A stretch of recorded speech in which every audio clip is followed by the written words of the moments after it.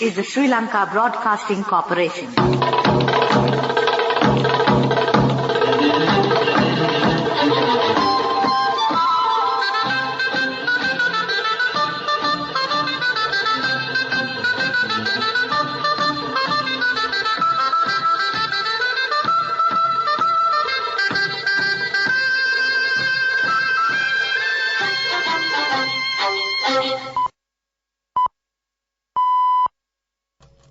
(6:15 p.m.)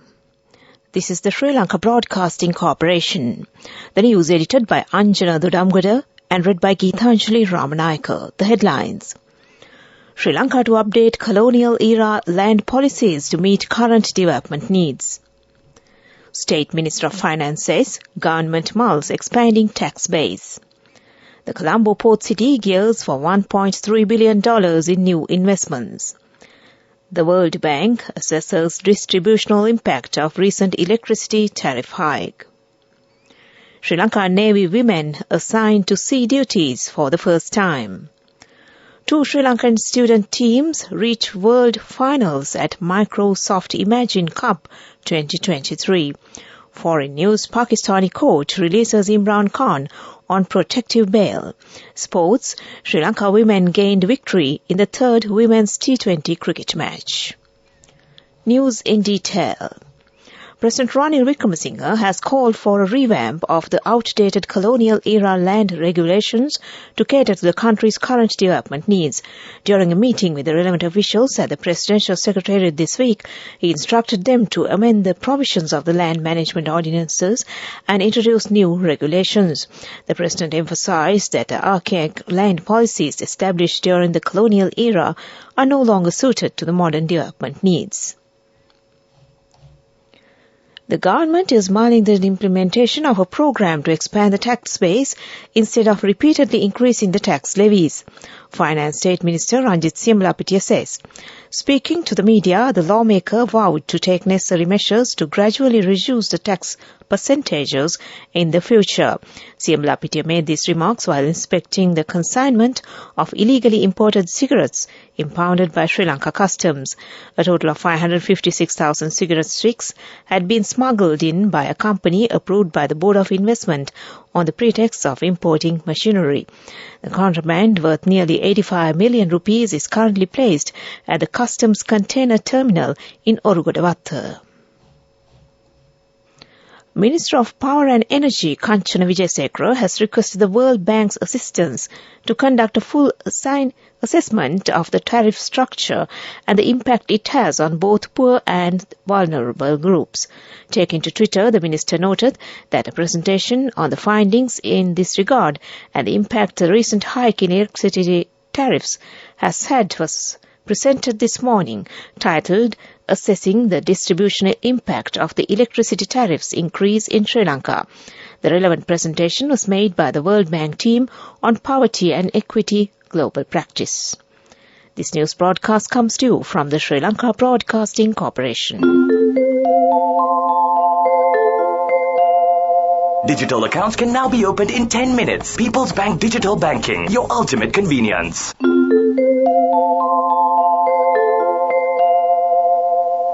In a groundbreaking move, the Sri Lanka Navy has made history by assigning its first group of female naval personnel to sea duties. Accordingly, the first group of naval women, including 2 lady officers and 5 women sailors, were attached to SLNS Gajabahu today, marking a momentous step forward. Breaking barriers and shattering traditional gender roles, the Navy offered the Inshore Patrol Craft Handling Foundation course in October 2022.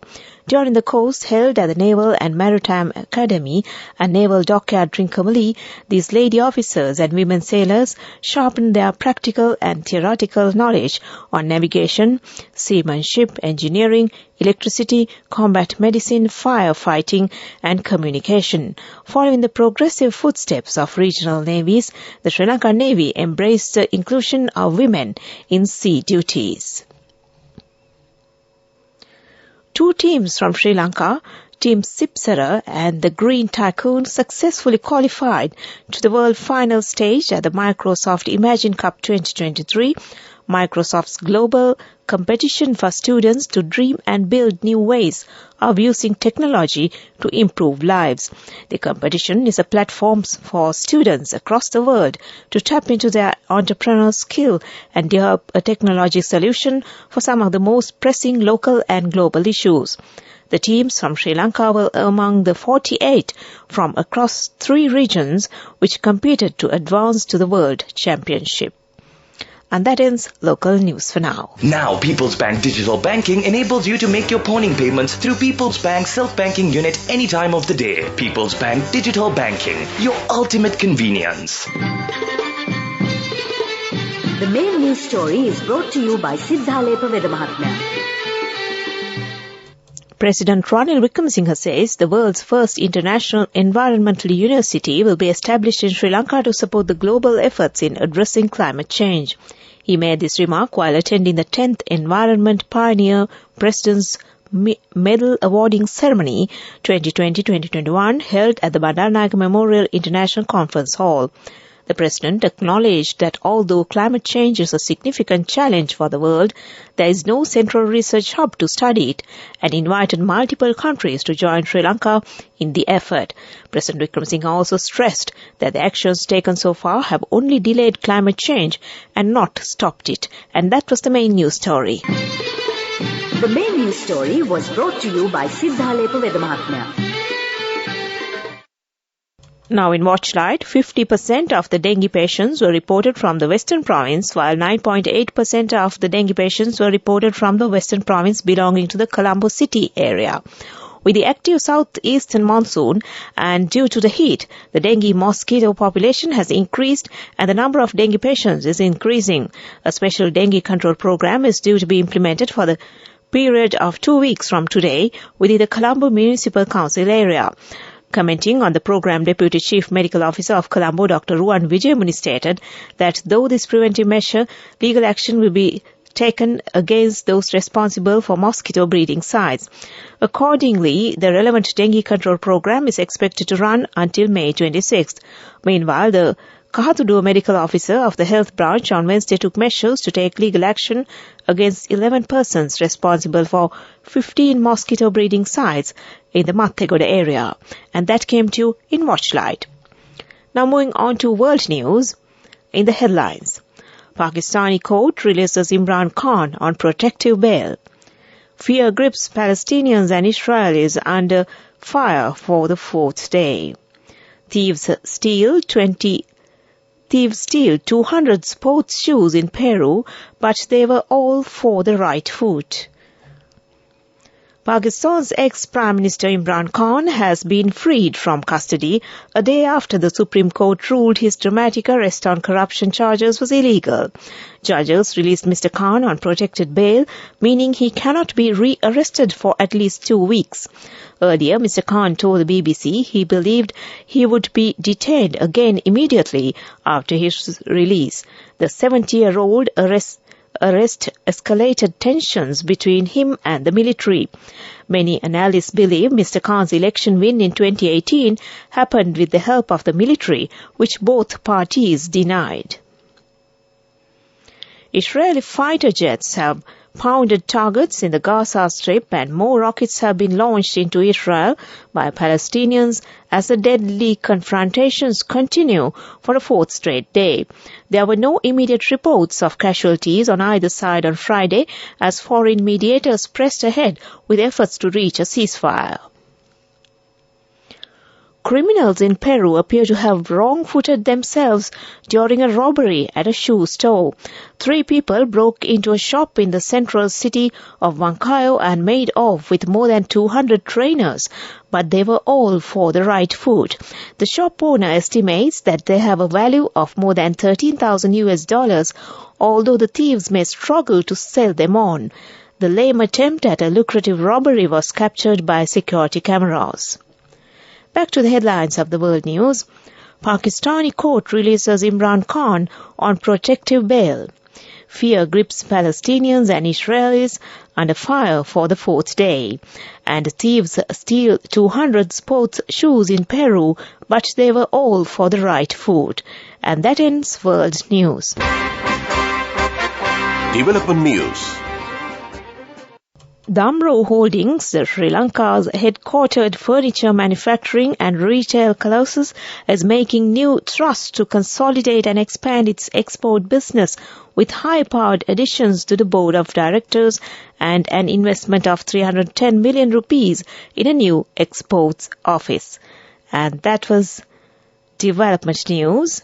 Now moving on to sports.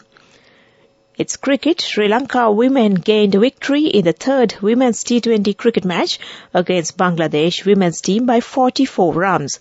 Sri Lanka scored 158 for 3 wickets and Bangladesh scored 114 for 7 in their 20 overs, and Sri Lanka won the series 2-1. And that was sports news. Up next is business news. Go ekak thiyana youth eකට life එකේ change එකට නියමෙට set වෙන්න ඇස් වහගෙන දැකපු හින හැබැ කරන්න youth එකට නියමෙට set වෙන්න friendship එක මෙන්න. The all-new NSB Ithru Mithru account, NSB IM, a plan for your dream.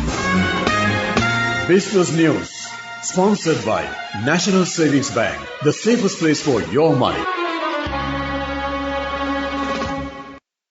Haley's Agriculture, one of Sri Lanka's leading agricultural solution providers, partnered with Shizuoka Seiki Japan, which has been manufacturing agricultural machinery for over 40 years and has continuously innovated advancements in grain processing technology to introduce the all-new Shizuoka circulation type grain dryer with cutting-edge Japanese technology in an effort to enhance the country's grain processing industry. And that was business news. Business News, sponsored by National Savings Bank, the safest place for your money. Go ekak thiyana youth එකට life එකේ change එකට නියමෙට set වෙන්න ඇස් වහගෙන දැකපු හින හැබැ කරන්න youth එකට නියමෙට set වෙන්න friendship එක මෙන්න. The all-new NSB Ithru Mithru account, NSB IM, a plan for your dream.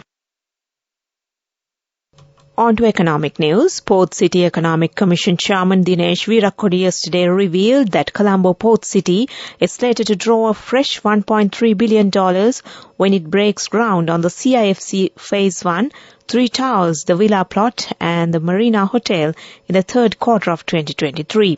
Prior to this, China Harbour Engineering Corporation had invested $1.4 billion in developing the CPC to what it is now. Chairman Veerakodi says CPC is the single largest private sector development in Sri Lanka and is the largest FDI to date, who is also head of the Board of Investment. And that was economic news. Weather report. Showers or thunder showers will occur at times in the western, Sabragamo, central, northwestern and southern provinces. Fairly heavy showers, about 75 millimeters, are likely at some places in the western and Sabragamo provinces and in the Kandy, Nuwara, Galle and Mathura districts. Several spells of showers will occur in the northern and north-central provinces. Showers or thunder showers will occur at several places in the Uva and eastern provinces, particularly during the afternoon or night. Strong winds about 40 to 45 kilometers per hour can be expected at times over western and southern coastal areas and along the western slopes of the central hills. And that was the weather report. And prior to concluding this news broadcast, the headlines once again. Sri Lanka to update the colonial-era land policies to meet the current development needs. State Minister of Finance says government mulls expanding tax base. The Colombo Port City gears for $1.3 billion in new investments. The World Bank assesses distributional impact of recent electricity tariff hike. Sri Lanka Navy women assigned to sea duties for the first time. 2 Lankan student teams reach world finals at Microsoft Imagine Cup 2023. In foreign news, Pakistani court releases Imran Khan on protective bail. Sports, Sri Lanka women gains victory in the third women's T20 cricket match. And with that, we end this news broadcast from the Sri Lanka Broadcasting Corporation.